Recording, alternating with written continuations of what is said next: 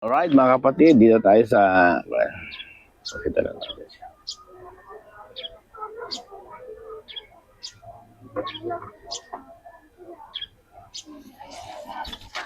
Yan mga kapatid, good morning po sa inyong lahat at God bless. Sana nasa mabuti po tayong lagi kalagayan at maayos po ang ating pangangatawan, malayo lagi sa sakit. God bless po sa lahat at nawa, maayos na po ang ating mga sigalot dulot ng hindi pagkakaunawa ng bawat isa. Okay?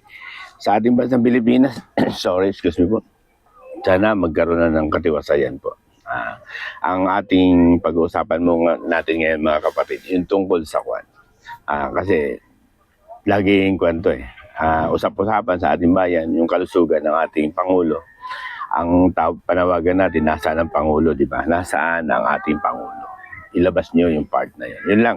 Yun po ang ating pag-usapan. Kasi po, base doon sa mga kwento, napapanood natin, dahil hindi naman pwede hindi natin napapanood yung mga iba't ibang uri ng pag-uulat, base doon sa salaysay o sinasabi ng ating tagapagsalita niya, si Claire Castro, ay noong nakaraan, nasa Pampanga daw, tapos diba, nasa US na almost pag tinignan mo yung mga deklarasyon, halos kalapit yung oras ba, hindi kakayanin pag yung kwan ay ilang kwan lang, nasa American na, parang parang pinalalabas mga kapatid, para bang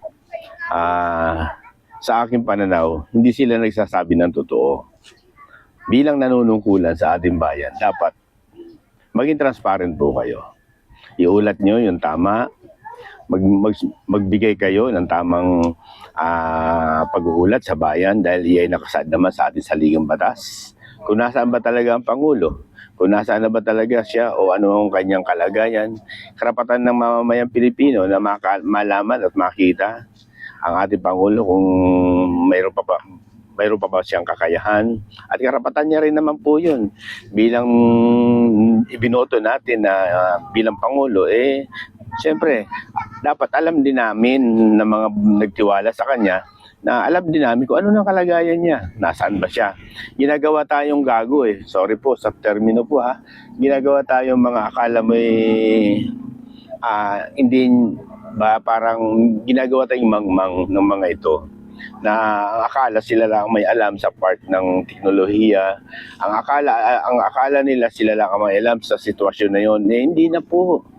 Ang tao ngayon ay mulat sa teknolohiya, kung ano man ang pag-unlad, nandyan na po yan Pero ang akin lamang po mga kapatid, dapat magsabi po kayo ng totoo. Magulat kayo, sabihin niyo ang totoo, kung anong kalagayan. Ilabas niyo po yung medical record niya, ng kung ano man ang kanyang kwan. Dahil karapatan naman po ng sambayan ng Pilipino. At nakasaad naman po sa saligang batas. Huwag tayong gagawin parang kwan, parang mga tanga. Diba? Kasi hindi na po ngayon yun. Kung iyon, sa way back 1980, maintindihan mo kasi hindi pa po siya tinatawag na digital era. Ngayon digital era na po, kahit anong gawin nyo po, malalaman yan. Kung record filing, yung inilabas yung video, malalaman po yan dahil ang kaalaman ng tao ngayon ay talagang sagana sa kaalaman sa teknolohiya. Kaya wag nyo po sanang linlangin. Ayun po ang magandang salita siguro. Wag nyo po sanang linlangin ang sambayan ng Pilipino. Basang-basa po namin na nagsisinungaling po kayo. Basang-basa po namin na nililinlang nyo po ang sambayan ng Pilipino. Bakit? Bakit ito nasabing gano'n? Kasi unang-una, hindi kayo nag-uulat ng tama. Hindi kayo naglalabas sa mga datos. Hindi kayo naglalabas kung anong medical record niya. Sasabihin nyo, ganito, nasa Pampanga. Maya-maya, wala pang almost hours lang, nasa Amerika na. Di ba? Ito'y tuwirang pagsisinungaling. Pagsisinungaling sa bayan, pagsisinungaling sa kanyang tungkulin, dahil dapat alam namin, ipaalam nyo po, hindi yung kung anong batas, doon po sana dapat kayo po nakasalig lagi sa batas. Kung kailangan siyang idaan sa operasyon o tinatawag na proceeding para maayos yung kanyang karamdaman, okay naman po yun Pero sana inuulat nyo at kung anong, kapag po yan tinurukan ng anesthesia, meaning 24 hours o 12 hours, siyempre tulog yan. Ano ba nakasaad sa batas, di ba?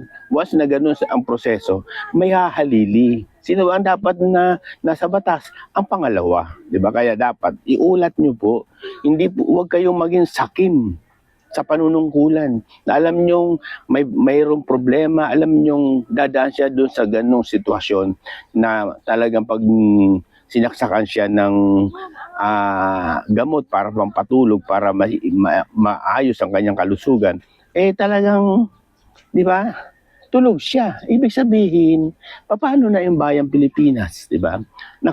Huwag natin baliin ng batas. Ang batas ay batas. Di ba?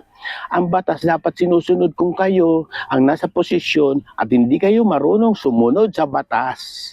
Ano na lang ang sasabihin ng sambayan ng Pilipino?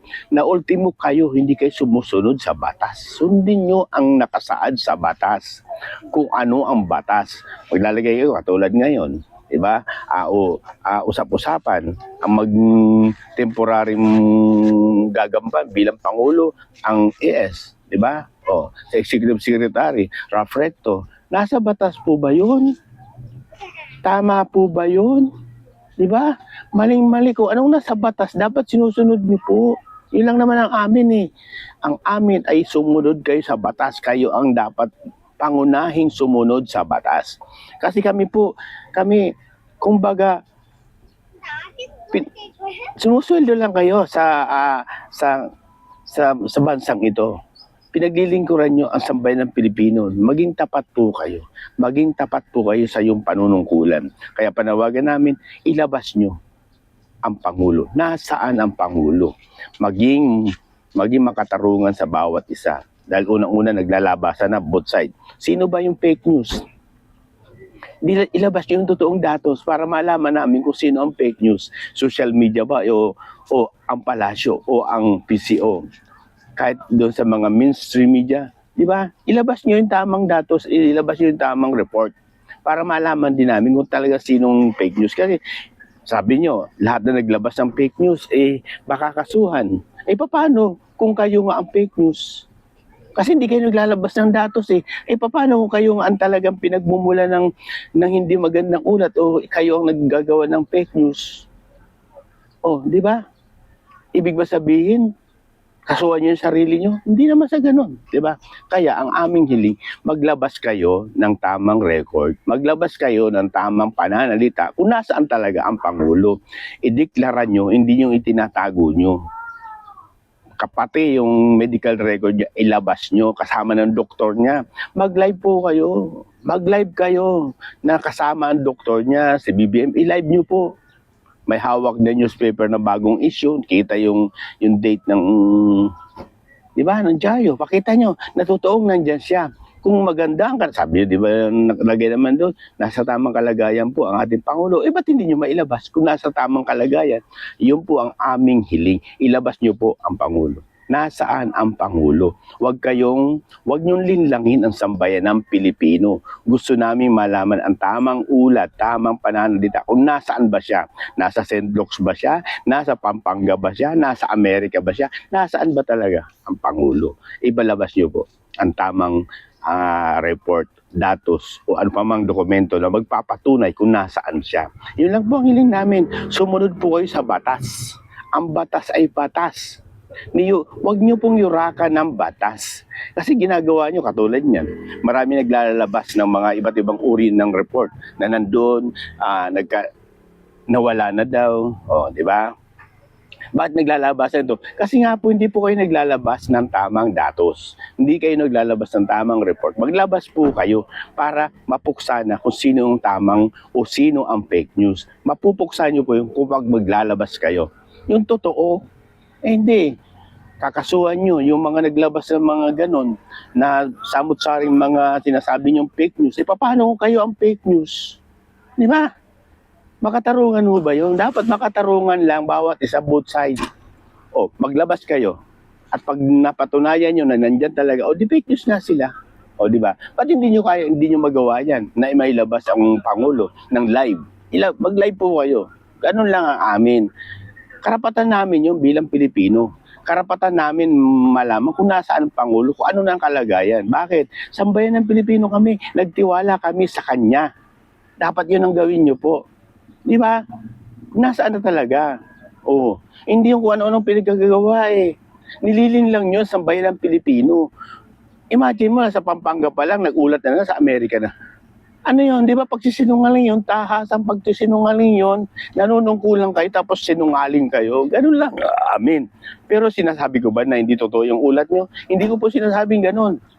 Pero, yung mga deklarasyon na yun, malinaw na hindi naman kakayanin ganun kahabang oras lang nasa Amerika na kagad. Di ba? Iyon ang aming punto. Ilabas nyo ang tamang ulat.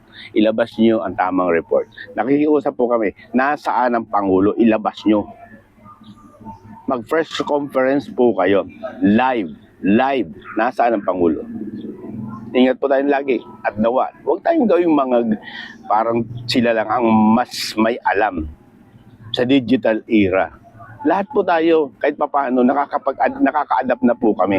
Kaya ilabas nyo po ang Pangulo. Salamat po. God bless.